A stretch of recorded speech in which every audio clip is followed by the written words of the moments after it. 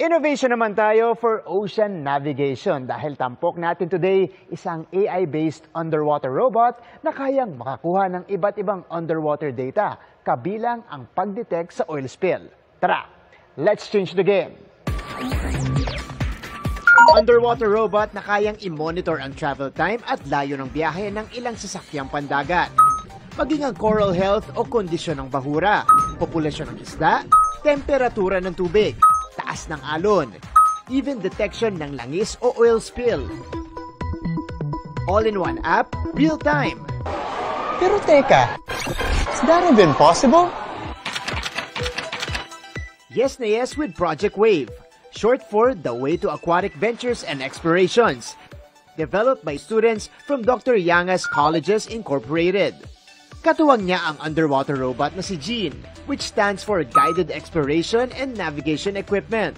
The competition that we joined, my theme Pusha, which is Submerged, which focuses on tackling the challenges that ocean explorers face in the ocean. We noticed na meron pong app for land navigation. We thought na why not po have that as well with in water. Yung mga features ni Jean, yung mga sensors niya, yung mga data na ko-collect nun, ay redirect po siya sa app. So the users can see po kung ano yung mga data po na yun. Dito sa aming app ay may feature din na makakapamili ka kung anong transportasyon ng iyong gagamitin at malalaman kung ano ang distansya ng inyong biyahe. Ay mag-search tayo ng starting location. Sabihin natin ay galing tayo sa Bukawi at pupunta tayo sa Upper Reef. Lalabas dito ang ruta ng iyong dadaanan.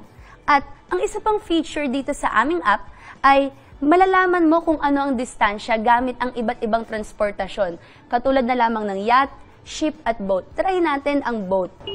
The approximate distance from Bulacan to Apo Reef is 238 kilometers. Malaki ang papel ng Artificial Intelligence o AI sa programming ng app na layo ng developers makatulong sa pag-aaral ng marine ecosystems. We decided to use AI po since we like to incorporate yung pagbibilang ng fish so we can help the fishermen. Nadedetect niya rin po yung coral health in which madedetect po ng camera yung color po ng coral para po ma-indicate kung bleached po ba ito or not. Ang real-time data na papasok sa app katulad ng abundant presence ng fish o isda o di kaya naman potential oil spill, alam nyo bang agad-agad yan maipapadala sa mga otoridad via text message? Sa ngayon ay sumalang na for testing ang proyekto na ginawarang third place sa challenge category ng sinalihang kompetisyon. Here po in our school, we're trying to create robots or inventions. We call it working prototypes. So it's not just a mere idea. So real-life solution to real-life problems. A game-changing invention for ocean navigation and exploration. Para sa GMA Integrated News, ako si Martin Javier. Changing the game!